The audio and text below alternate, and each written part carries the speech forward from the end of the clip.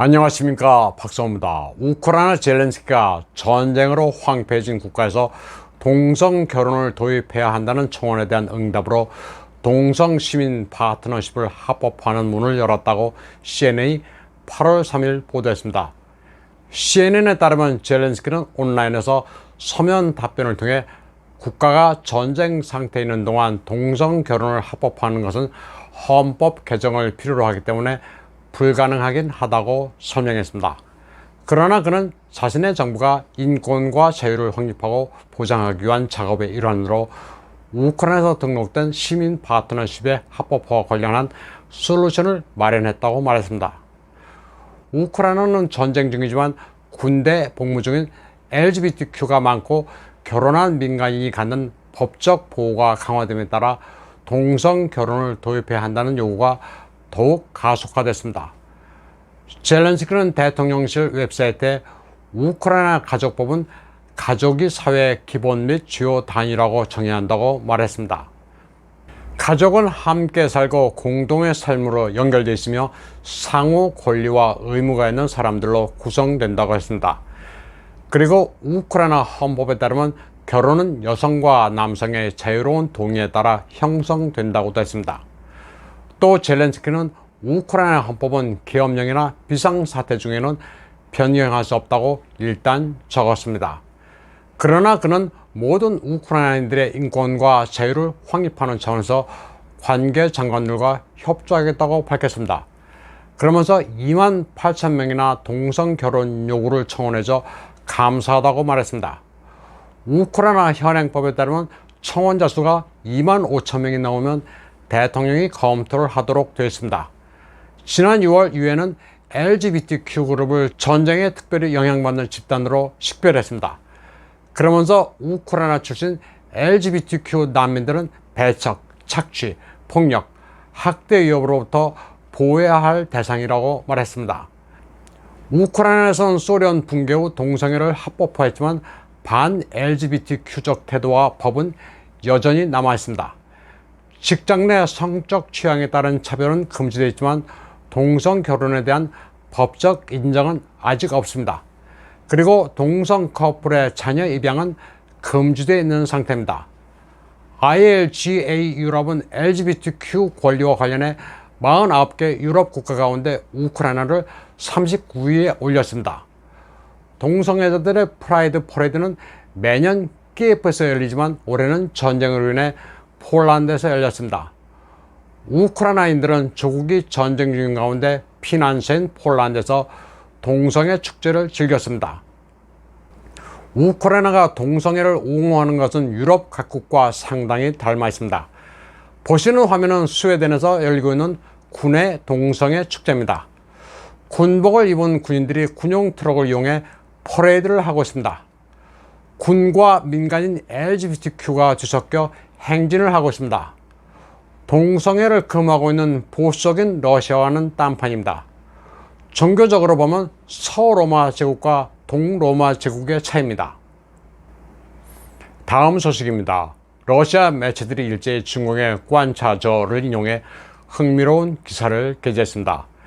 젤렌스키가 우크라이나에서 남아있는 것을 떨이 처분하고 있어 서구 세계도 놀랐다는 제목의 기사입니다. 관차저에 따르면 9월 1일부터 키예프 정권은 국가적으로 대규모 민영화의 새로운 라운드에 착수한다고 되어 있습니다. 국가가 가진 자산을 민영화한다는 건데 이는 기업 소유 맥락에서 보면 국가를 저렴한 가격에 외국에 팔아 넘기는 것을 의미한다고 설명했습니다.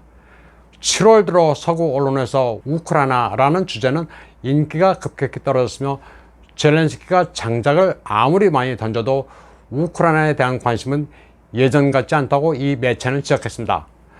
우크라이나에서 지금 당장 시급한 것은 외국 매체들의 주목을 끄는 겁니다.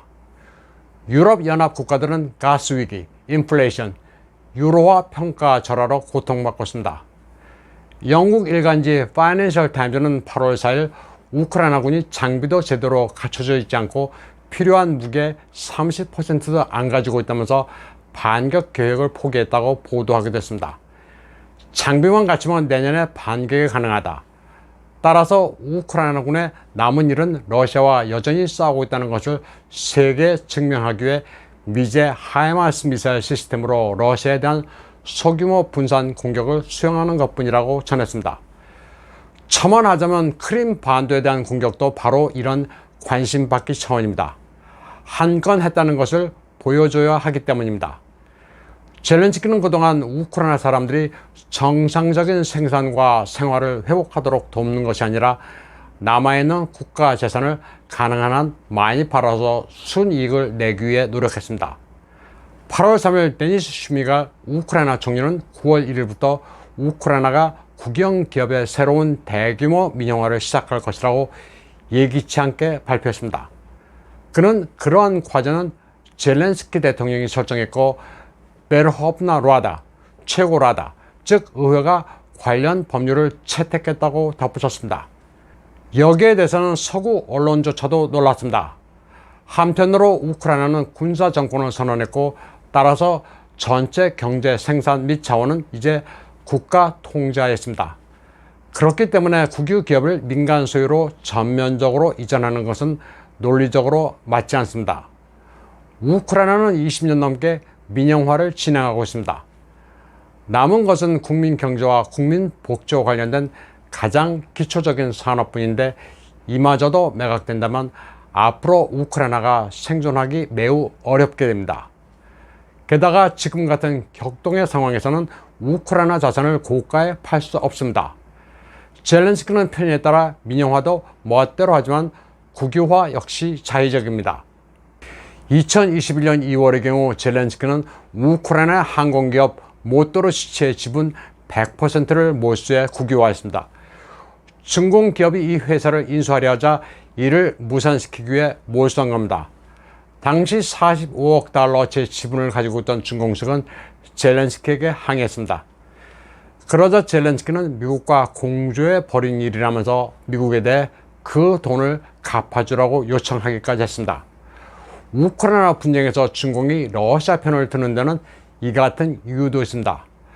중공의 관차저가 이 같은 기사를 쓴 이유는 젤렌스키를 비판하기 위해서입니다.